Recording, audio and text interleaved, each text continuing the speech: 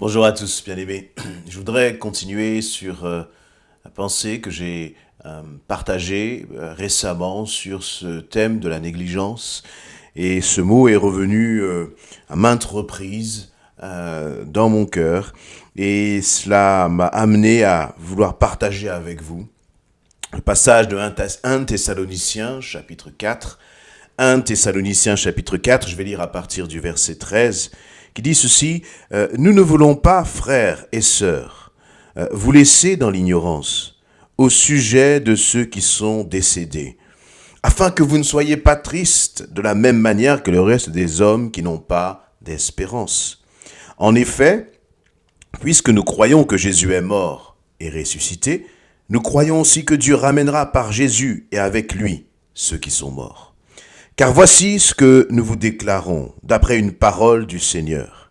Nous qui serons restés en vie au moment, nous qui serons restés en vie au moment où le Seigneur viendra, nous ne précéderons pas ceux qui sont morts. Au signal donné, en effet, au signal donné, sitôt que la voix de l'archange et le son de la trompette divine retentiront, le Seigneur lui-même descendra du ciel, et ceux qui sont morts, unis à Christ, ressusciteront en premier lieu. Ensuite, nous qui serons restés en vie à ce moment-là, nous serons enlevés ensemble avec eux dans les nuées pour rencontrer le Seigneur dans les airs. Ainsi, nous serons pour toujours avec le Seigneur. Encouragez-vous donc mutuellement par ces paroles. Amen. Voilà donc ce passage qui nous parle du retour de Jésus-Christ. Du retour de Jésus-Christ. Et dans ce passage où il nous parle du retour de Jésus-Christ, eh bien, l'apôtre Paul rappelle, le Saint-Esprit nous rappelle que notre espérance, ce qui fait notre joie, c'est de que nous puissions toujours fixer nos regards sur cette espérance. Toujours considérer que, eh bien, nous sommes attachés non pas à cette vie ici-bas, mais nous sommes attachés à nous préparer au retour de Jésus-Christ. Et je voudrais attirer votre attention sur le verset 16. Il dit, en effet, au signal donné, sitôt que la voix de l'archange et le son de la trompette divine retentiront, le Seigneur lui-même descendra du ciel, et ceux qui sont morts unis à Christ, ressusciteront en premier lieu. Ensuite, nous qui serons restés en vie à ce moment-là, nous serons enlevés ensemble avec eux dans les nuées pour rencontrer le Seigneur dans les airs. Et je voudrais vraiment nous sensibiliser au fait que là, je parlais tout à l'heure de la négligence. Nous ne devons pas négliger, nous devons garder toujours, dans notre cœur, cette espérance, cette assurance que Jésus revient bientôt. Il est dit, verset 14, puisque nous croyons que Jésus est mort et ressuscité, nous croyons aussi que Dieu ramènera par Jésus et avec lui ceux qui sont morts. Est-ce que tu crois en la résurrection de Jésus-Christ? Alors, si tu crois en la résurrection de Jésus-Christ, tu dois croire, t'attendre et surtout te préparer au retour de Jésus-Christ. Là, j'écoutais récemment l'actualité et je voyais là en France des jeunes qui se lèvent et qui commencent à bloquer les routes. Pour faire quoi? Qui commencent à essayer de sensibiliser la société sur tout ce qui est lié au dérèglement climatique. Et tout cela montre bien que Jésus revient bientôt, que on sent que les choses arrivent à leur fin, à leur fin, F-I-N, pardon. On arrive là à vraiment un tournant dans notre société. Il y a une prise de conscience même dans notre société que les choses sont en train de changer. Et nous qui sommes enfants de Dieu, derrière tous ces événements, lorsque nous regardons tous ces événements, nous devons, nous préparer encore plus. Et ton ennemi justement, l'ennemi de ton salut, l'ennemi de ton espérance, c'est la négligence. L'ennemi de ton espérance, c'est la distraction. Des distractions qui sont loin louables aux yeux des hommes. Des choses peut-être qui dans ton emploi du temps sont bonnes, oui, aux yeux des hommes. Mais aux yeux de Dieu, Dieu te dit, cela c'est bon. Ce que tu fais là, c'est bon. Là où tu passes ton temps, c'est bon. Mais ce n'est pas une priorité. Et la priorité, c'est de se préparer au retour de Jésus-Christ. Et là, eh bien, dans ce passage, au verset 18, il nous est dit, encouragez-vous donc mutuellement par ces paroles. C'est-à-dire que pour celui qui est enfant de Dieu, le retour de Jésus-Christ n'est pas là comme une menace, n'est pas comme quelque chose qui doit craindre, ne doit pas inspirer de la peur, mais ça doit inspirer de la paix. Parce qu'il se dit, eh bien, merci Seigneur, parce que tu vas revenir me chercher et je veux me préparer à ton retour. Est-ce que chaque jour tu te prépares au retour du Seigneur? Comment est-ce que l'on se prépare concrètement au retour de Jésus-Christ? Ce n'est pas en essayant d'accomplir un certain nombre d'actes. Ce n'est pas en multipliant des jeûnes et des prières en se disant, mais plus je vais jeûner et plus j'aurai cette assurance. Non, tout d'abord, tout cela, le point de départ, c'est l'assurance de ton salut. Tu es sauvé si tu crois que Jésus-Christ est mort et ressuscité d'entre les morts. Tu es sauvé si tu as donné ta vie à Jésus-Christ. Tu es sauvé si tu essaies de marcher vraiment selon le cœur de Dieu en obéissant à Christ.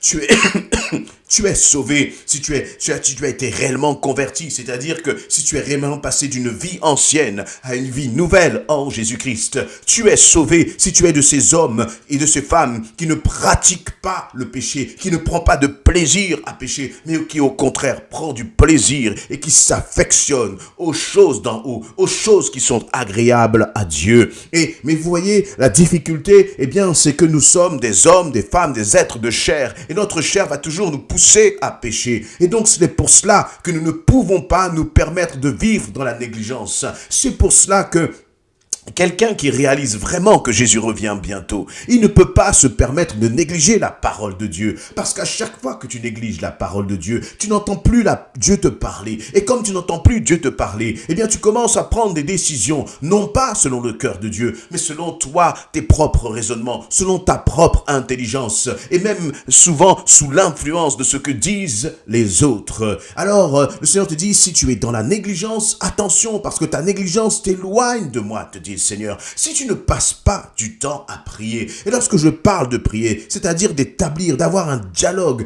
constant avec ton Seigneur, de lui demander au long de la journée, Seigneur, qu'est-ce que tu penses de cela? Ou peut-être que tu as dit une parole, Seigneur, pardonne-moi cette parole, corrige-moi encore, Seigneur, qu'est-ce que tu veux que je fasse dans telle situation? La Bible nous appelle à prier sans cesse. La prière, ce n'est pas seulement un moment particulier de la journée, et c'est bon de le faire, et je crois surtout de démarrer la journée dans la prière, mais il faut maintenir cet état de prière. Il faut maintenir notre communication, notre connexion avec le Seigneur tout au long de la journée. Et tout cela, eh bien, consiste et manifester de l'amour dans la communication, dans l'échange avec les frères et sœurs. Et je le disais encore, eh bien, dans la précédente exhortation, ne néglige pas ta communion avec les frères et les sœurs. Parfois, c'est simplement un message à envoyer à un frère, un message à envoyer à une sœur, un message d'encouragement. Voyez, et cela tout de suite, eh bien, nous branche, nous connecte sur le Saint-Esprit. Et nous en avons besoin dans ces temps de la fin. Et se préparer au retour de Jésus-Christ, c'est rester connecté à Christ. Se préparer à son retour, c'est enlever tout ce qui nous amène à une forme de négligence spirituelle. Parce que cette négligence pourrait te coûter cher, mon frère, ma sœur. Et le Seigneur veut te garder dans ses bras d'amour. Le Seigneur veut te garder dans son intimité. Le Seigneur veut te garder dans sa proximité. Alors ne t'éloigne pas de lui. Et comme je le disais, et ce qui est intéressant, c'est que dans ce verset 16, il nous est dit, en effet, au signal donné, sitôt que la voix de l'archange et le son de la trompette divine retentira. Et donc il y aura, pour annoncer le retour de Jésus-Christ, le son d'une trompette divine. Je ne sais pas comment cette trompette va résonner, mais ce sera le signal qui va nous être donné. Et là, le Seigneur va descendre du ciel. Et en même temps que lui va descendre du ciel, ceux qui sont morts et ressuscités vont remonter de leur mort. Et ensuite, ceux qui sont restés vivants, eh bien, nous serons enlevés enlever ensemble dans les nuées pour rencontrer le Seigneur. Donc le Seigneur descendra et il ne mettra pas ses pieds sur terre, mais comme j'allais dire à mi-chemin, eh bien nous serons enlevés et nous irons à sa rencontre. Et ce qui est intéressant, il dit, c'est ceux qui sont morts unis à Christ, unis à Christ. Et ceux qui sont vivants vont les rejoindre. Es-tu uni à Christ? Être uni à Christ, c'est demeurer en lui, quelles que soient les circonstances. Je comprends mieux pourquoi Paul dira cette parole si puissante, rien ne me séparera de l'amour de Jésus-Christ. Ni la mort, ni la vie, ni les dominations, ni les persécutions. Est-ce qu'il y a quelque chose dans ton quotidien, dans ton comportement, dans ta façon de penser, dans ta façon de faire, qui t'éloigne de Jésus-Christ?